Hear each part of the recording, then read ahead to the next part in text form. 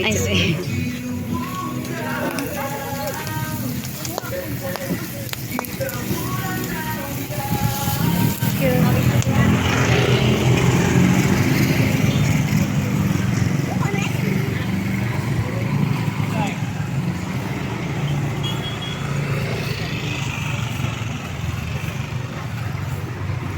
Going home.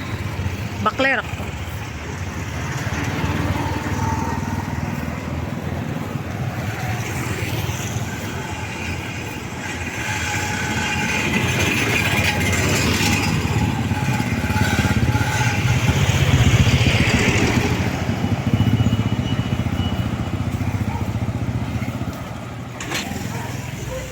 This is our hospital.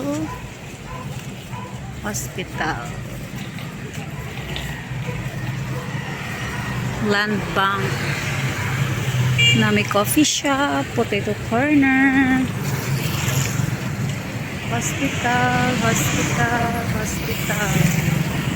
is hospital. This is park.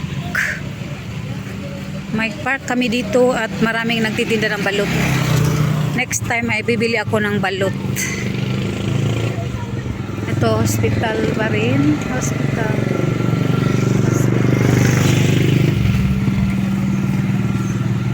Tsaka simbahan. Yan yung simbahan sa amin. At then, may ano kami dito. May plaza. Laking plaza rin. Plaza na may malaking stage. Kalamay stage. Plaza na parang park na rin.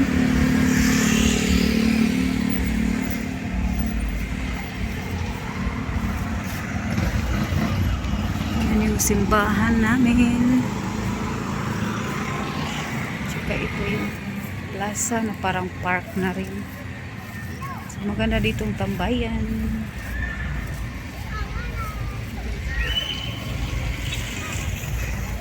Ito yung malaking stage. Tapos ito ay Hagna Plaza de Hagna.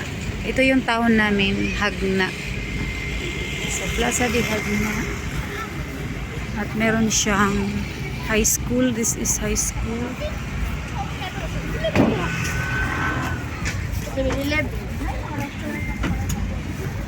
High school, private high school, owned by, no, not owned, managed by nuns.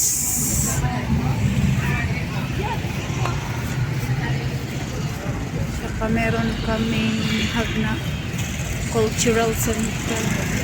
Yan sa unahan, yan ay Hagna Cultural Center.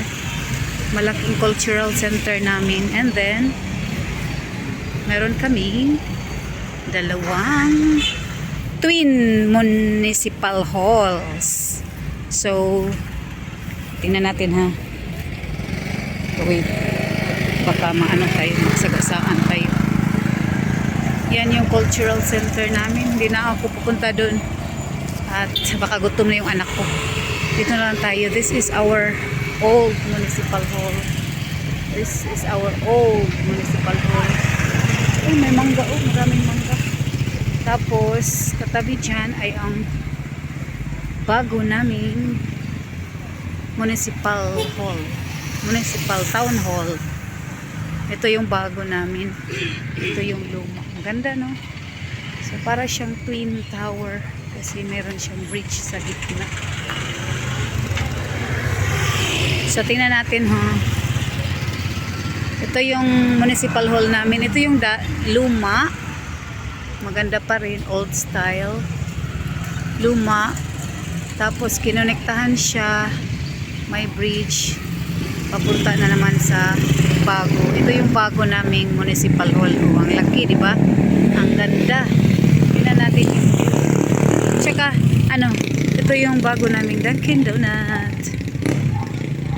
Dunkin Donut. Kakabukas lang, June? April 8. Hindi pa ako nakapunta. So this is our new municipal hall. Very big. See? It's very big. Ayan, maganda siya.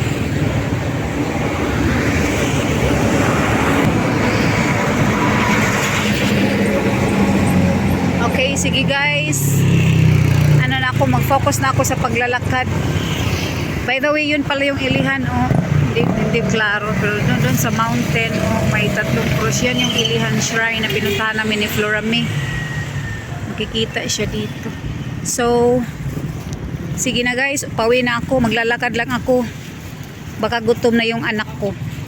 Kagagaling ako ng walking at jogging, tapos bumili lang ng ulam sa anak ko kasi sabi niya, nag-text siya na gusto niya ng barbecue. Kaya bumili ako ng barbecue. Sige na. Bye guys!